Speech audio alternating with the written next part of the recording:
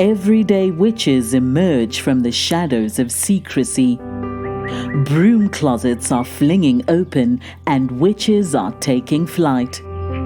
Whether you are hiding in your cozy closet or flying with pride, stay for a spell as Witchcasting with Theodora Pendragon and her guests share magical moments, stir the cauldron, and debunk misinformation and misconceptions about paganism, witches, and our wonderful world of magic.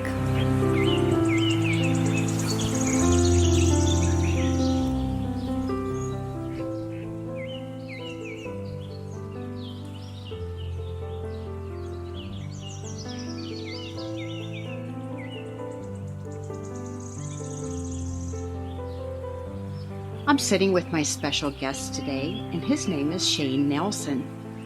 He has a very long resume, so I would like him to introduce himself. Hello, Shane. Hi. As stated, I'm Shane Nelson. My history with pagan spirituality and practice goes back 25 years. Currently, I am the Director of Military Affairs for Sacred Well Congregation. I am also the incoming Executive Director of Sacred Well Congregation and a board-certified chaplain and licensed professional counselor. Wow, that's a mouthful. Little bit. Tell us what your role is as the Director of Military Affairs. So, as the Director of Military Affairs, I interview, endorse, process the paperwork, and mentor the pagan services that are being supported by Sacred Well Congregation. Currently, we have 11 in the United States and 6 overseas. You're pretty active with pagans in the military. Yes. And you were in the military, active duty yourself. Correct. I was in from 2000 to 2010 as light infantry. Did you have any deployments during that time? I deployed 3 times, all 3 to Iraq, and I was in Iraq part of every year from 03 to 08. So you were in the military when the pentacle was finally approved to be on veterans' grave markers. Do you remember that? I do. I was leading the Fort Hood Open Circle at the time, and Selena Fox, who was heading up that project with Circle Sanctuary, was attending one of our annual retreats with Dr. David Orendorff, who is then the executive director, and several other members of Sacred Well Congregation. And we were able to discuss what that looked like as a step forward for our community and the additional responsibility that added to the distinctive faith group leaders at the time, now distinctive religious group leaders. So how did that change everything? Because that was a pretty spectacular moment. That particular moment was also the first time that I was able to go to my battalion S1, which was the records department, and update my religion of preference to state Wiccan, other than other not specified. So it created essentially a snowball for starting the process of recognition for service members in an appropriate and ethical way.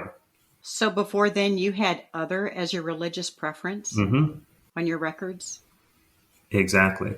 Including your dog tags? Because they were issued. And if it wasn't on my records, I couldn't have them on my tags. What a catch-22. Exactly. So I was very pleased being able to order my first set of tags that actually had my religious preference on it. That's like a big promotion. A little bit. Were you openly pagan before that time? I have been unequivocally pagan since 98. So I was open, no question of what my spiritual beliefs or practices were when I joined the Army in 2000. You never kept that hidden? No, which meant that I had a lot of implicit and explicit discrimination. Do you want to talk about that? So my first deployment, our battalion chaplain was a major and was convinced that the issues I had with what we were doing and seeing as infantry were because I was not Protestant. So he spent the next 8 months using his position and his rank to evangelize and attempt to convert me every chance he had. How did you respond? Because this man outranked you, so that was a difficult position that you were in. It was, and I bit my tongue because I was junior enlisted.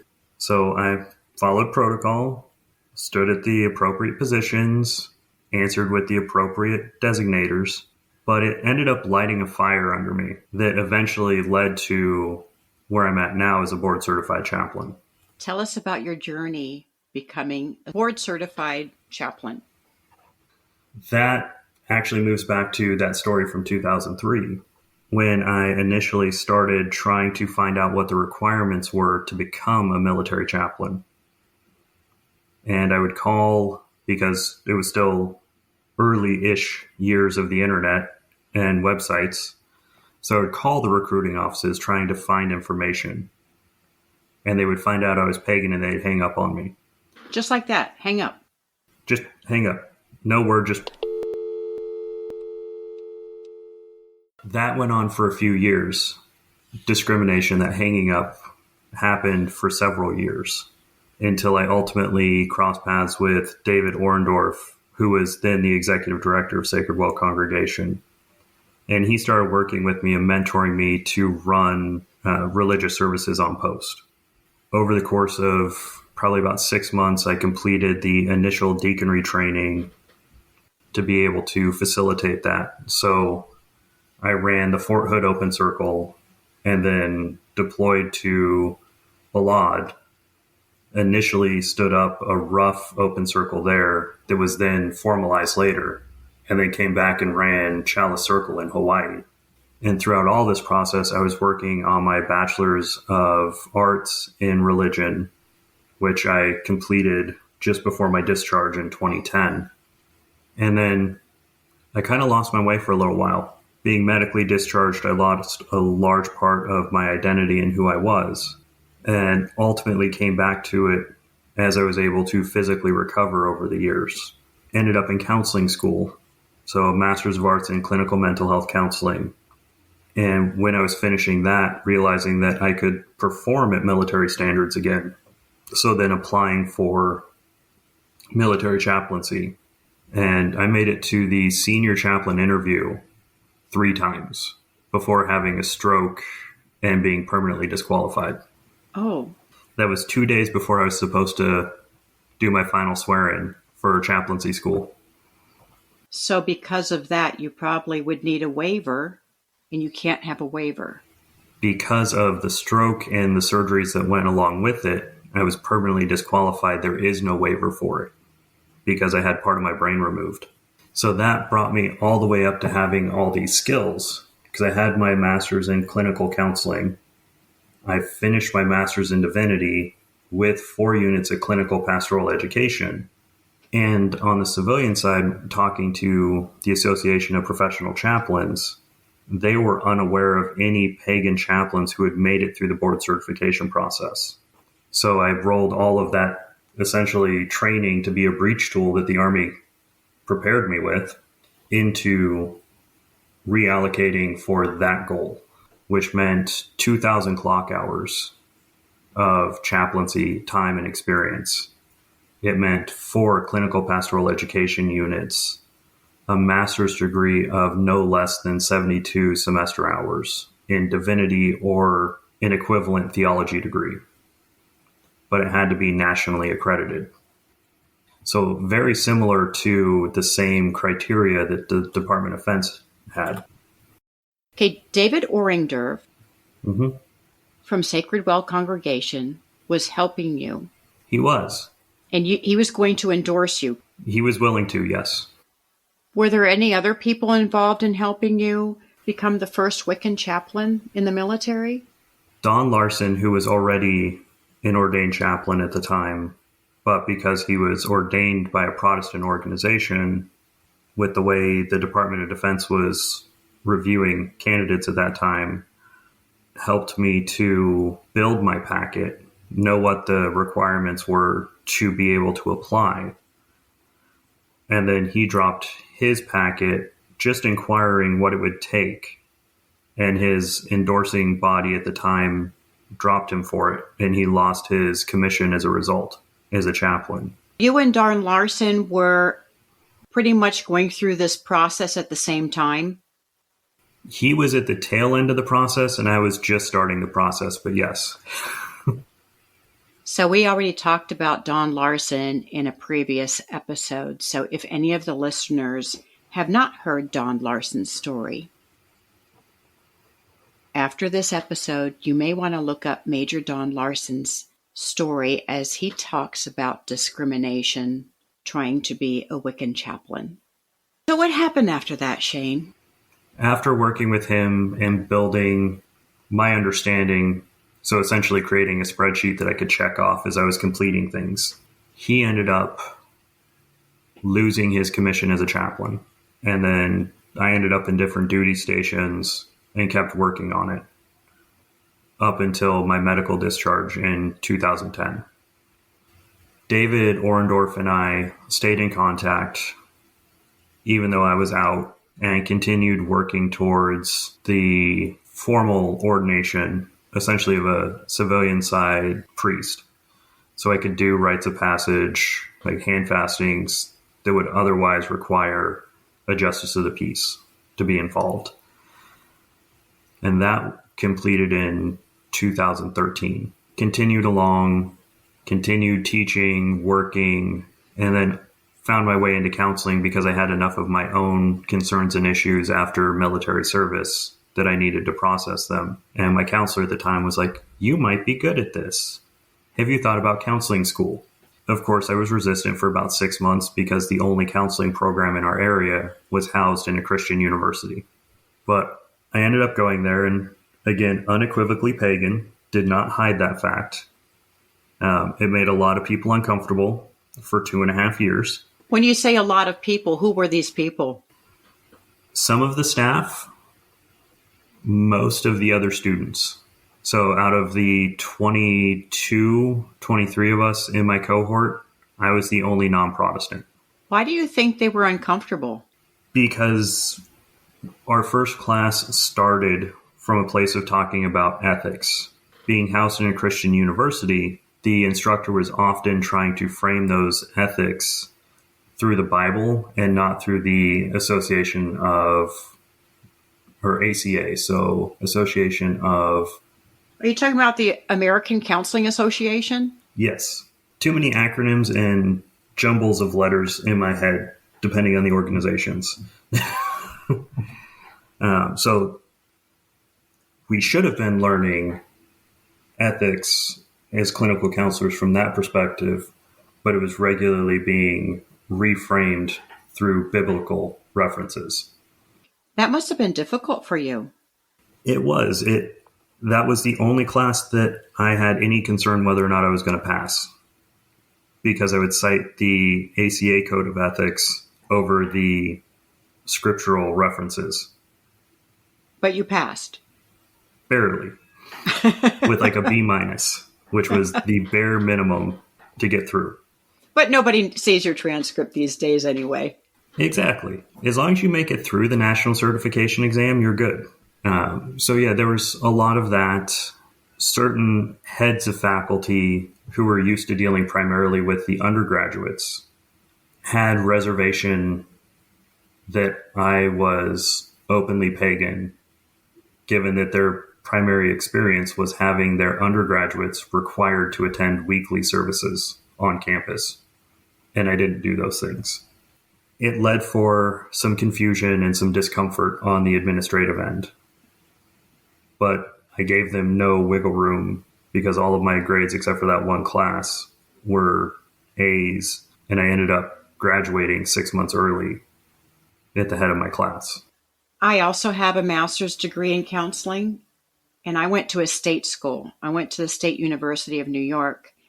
And the only time we ever talked about religion was in the diversity class. And they talked about how important it is to be familiar with all different religions so that we can work with our patients. Your school doesn't sound like it did that. At the time, it wasn't. It had somebody who was not trained in the counseling profession as the dean of the department. They were brought up from another department to fill that spot.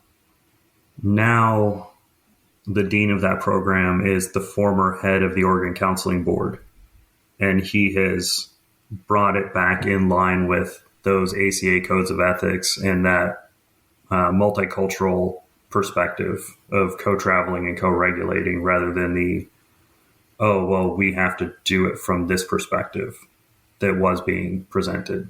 You mentioned that some of the students were uncomfortable with you being pagan.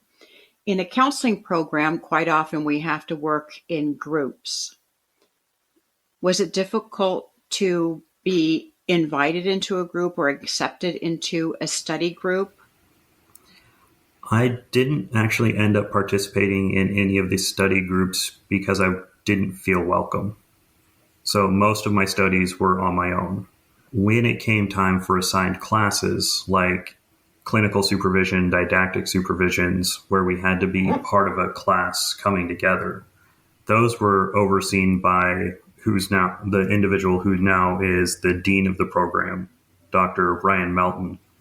He has shifted the narrative of the program to be more open and inclusive to non-Protestant identifying individuals.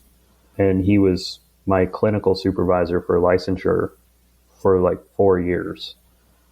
So we had a good relationship, and that has spilled over into some of how he's looking at the professional ethics of training in the program.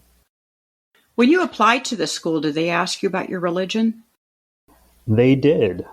Unlike most programs where we submit all of our information and our essays and they get back to us and tell us if we're accepted or not.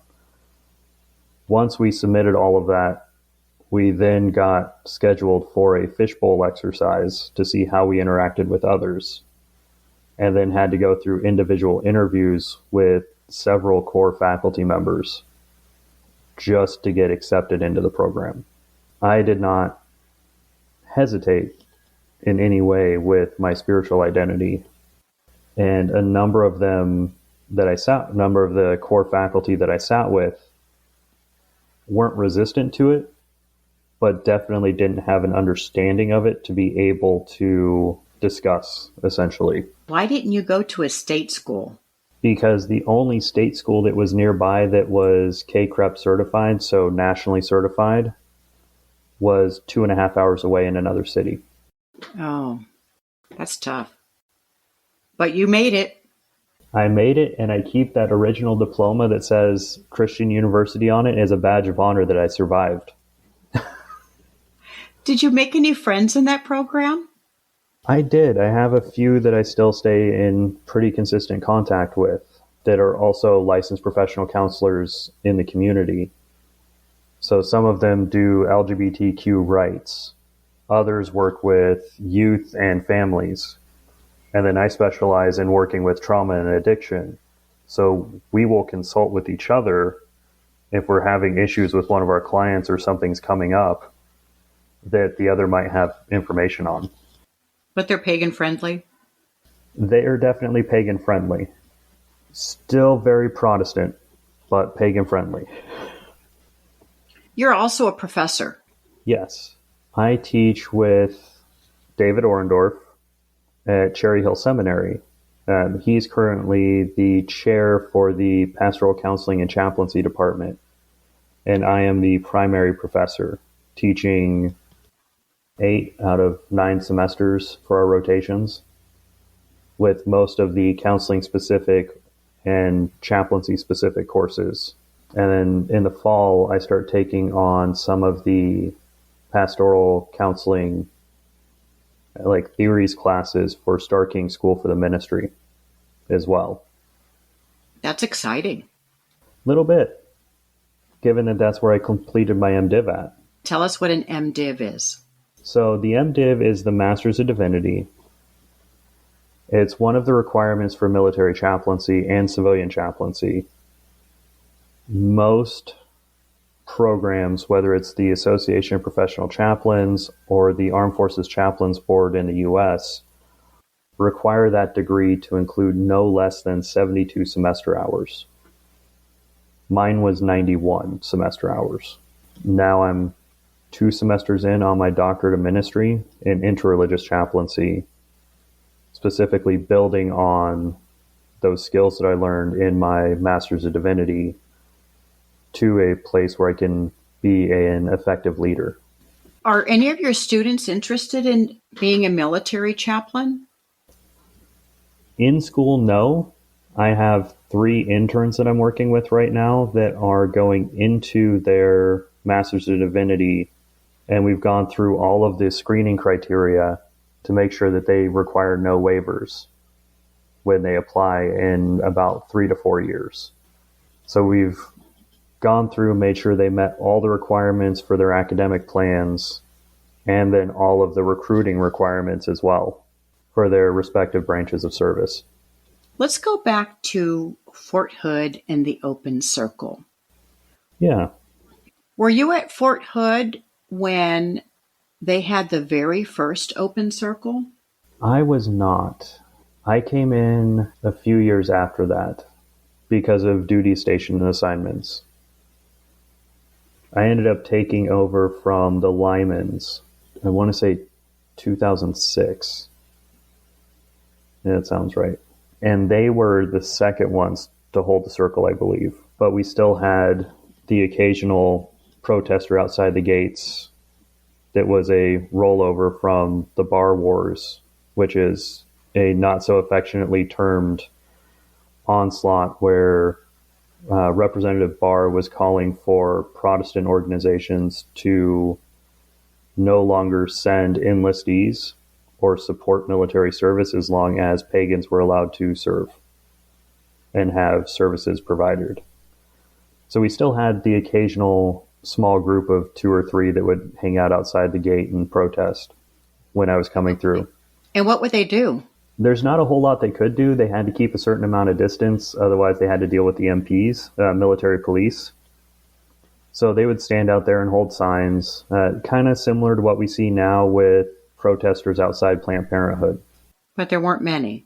Not at that point. You were deployed 3 times in Iraq. Did you have open circles there? I did in 2007, 2008. We were able to do what later became the Balad Open Circle on Balad Air Base in Baghdad, or north of Baghdad. In 2005 and 6, most of my time was spent out on the Syrian border, and there wasn't enough of us to warrant services. And then 2003 and 2004, when I was there, we were in a bombed out radio tower most of the time with concertina wire and a berm. So it was just our platoon running missions from that place. And that was probably half an hour south of Baghdad. So there wasn't a lot of need or call for services in earlier deployments, at least in the locations I was at. How many attendees were there for the largest circle while you were in Iraq? In Iraq, we averaged a rotation of about 15. And who attended changed on a weekly basis because of mission tempos. Now we have groups that range in size from 5 or 6, like South Camp in Egypt. Our average stateside is about 35, with our largest groups being our basic military training groups, averaging about 400 per week. That's fantastic. We have an ongoing service at Lackland Air Force Base and at Fort Sill, which is an Army base, that have those consistent numbers. One thing that is worth noting is I am in conversation with the Canadian military version of the Armed Forces Chaplain Board, because we have a couple of candidates up there that are seeking ecclesiastical endorsement for their chaplaincy service. So we're figuring out what requirements we have to put in place to be able to recognize or be recognized as an ecclesiastical endorser there as well. That's fantastic. Do you know how Canada versus the United States may be similar or differ as far as their perspective They are actually more open to talking to me than the Armed Forces Chaplain Board in the U.S. Primarily, that's because they already have organizations like humanist chaplains that have gone through the process and they see the relevance to it. They tend to be more accepting and invitational to that relationship. The U.S. is getting there, but it's a slow process. I mean, the U.S. military is like 20, 30 years behind its civilian counterparts. Yeah, we are a little slow, but we are getting there, which is important. Exactly. What state are you in? Currently, I am in Oregon. And what is the religious climate up there? Religiously, we are more welcome up here, but it's still very either Protestant or no preference. The area I'm in, so my chaplaincy office at the hospital, we had 2 Buddhists, 2 specifically Zen Buddhists, a Catholic priest, 3 Protestant chaplains, and then myself, plus 5 or 6 interns at any given time. And I would see 2 to 3 pagan patients a week, not because they requested services, but because I was able to look at the census for the hospital and go introduce myself as a resource. That goes back to that implicit and explicit trauma thing. Coming into a medical room in a Catholic hospital wearing a badge that says chaplain, there is a preconceived, we're getting a Catholic priest. So it confuses people a little bit when I come in with all my tattoos exposed and I'm like, nope, no Catholic collar. So, do you think priests don't have tattoos? You'd be surprised how many of them think that way in the hospital system. There are people in this world who can only see the world through their own eyes, and there's nothing really we can do for them except educate them and let them know, who we are and that we are really nice people, even though we're not traveling on the same path. Exactly. And sometimes we have to be able to communicate with their language. So knowing how to speak their theology language from our perspective. That's very important. You're a brave soul. I am a glutton for punishment. You are a brave soul living your authentic life. But isn't that more freeing than hiding in the broom closet? Especially in graduate school. Sometimes. It's like on active duty, I was passed up for promotion multiple times when they would review my packet and realize that I was pagan identifying. Really? Yeah. I was passed over 2 or 3 times from the board because my person who would have presented me saw that and wasn't comfortable presenting me to the board for promotion. So there are times when it is very freeing, and there are other times where it becomes a barrier to success or professional development. Yeah, I understand what you're saying. I live in Texas, and I live in a county that is very conservative Christian, where we have what I usually describe as more churches than gas stations. And here they want to know where I go to church. Mm-hmm. And if I say I don't go to church, it's like there's something wrong with me. I occasionally get that, but it's usually the occasional door knocker, where it's either the Mormon missionaries, the Jehovah's Witnesses, or the local Baptist pastor and his senior deacon that are walking the neighborhood, introducing themselves to people. And I will consistently invite them in for tea and cookies. They will present their thing, and then I will dismantle it to explain why we have different theologies and why that isn't going to work for me. Usually it takes about an hour, hour and a half, unless I've completely gone over their head and they can't sit with it. But then they never come back. Well, that's good. Sometimes I kind of enjoy the conversations. You probably experience that no matter what you tell them, they are not going to see it any way except their way. Exactly. I saw that in the hospital a lot too, where I would get sticky notes left on my desk that we're really concerned about our family member who's a patient. Can you go make sure they found the Lord? And I would have to keep bringing it back to front desk and be like, I don't think I'm the appropriate person for this conversation. You're being honest. I remember I used to go to a gym, and the lady who owned the gym would start out with a Christian prayer, and it would last like 10 or 15 minutes. She wanted to pray for, this person and that person. And I wasn't there for prayer. I was there to work out. And I would just be patient. I'm going to have respect for everybody else. And then finally one day when they said amen, I said, so mote it be. Praise be the goddess. And everybody just looked at me like, what? And sometimes that's what we have to do. Mm-hmm.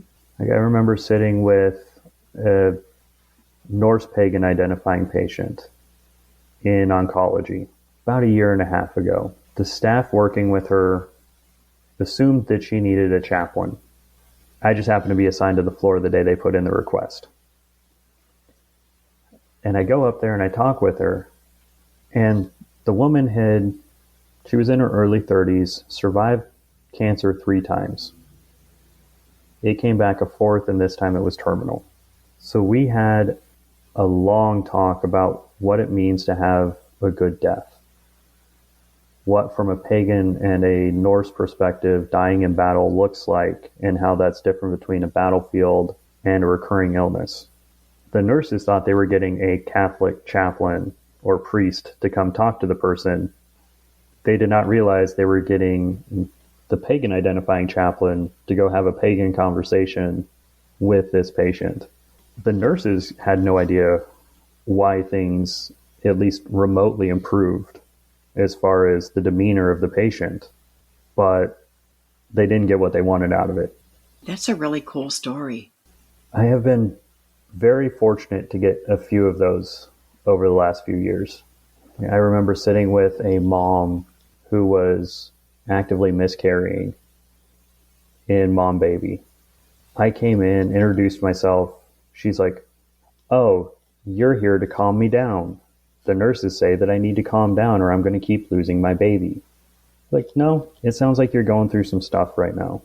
I'm just here to listen and to be a support.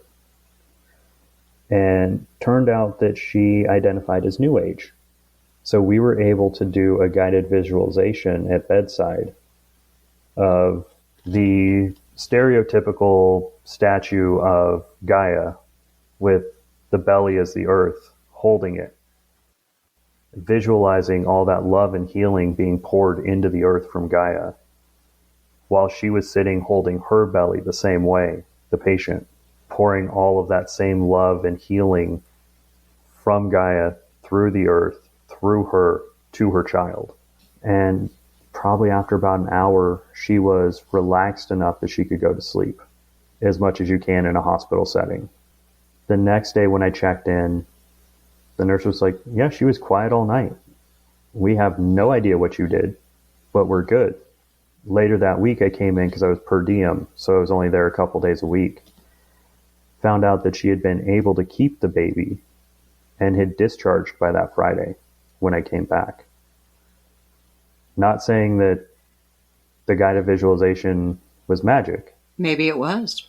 But it created some shifts. So she kept her baby? As far as I know. Based on my knowledge, I know she did not lose it in that event. I am not sure beyond that. Well, Shane, our time is about up. But you have so much to share with everybody. I'm sure there is going to be 1, 2, or 50 things that will resonate with the listeners.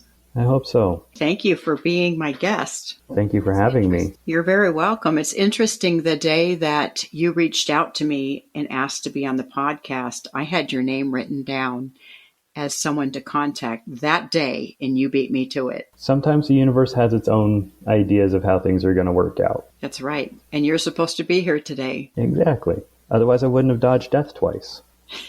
Thank you, Shane. It's been a pleasure.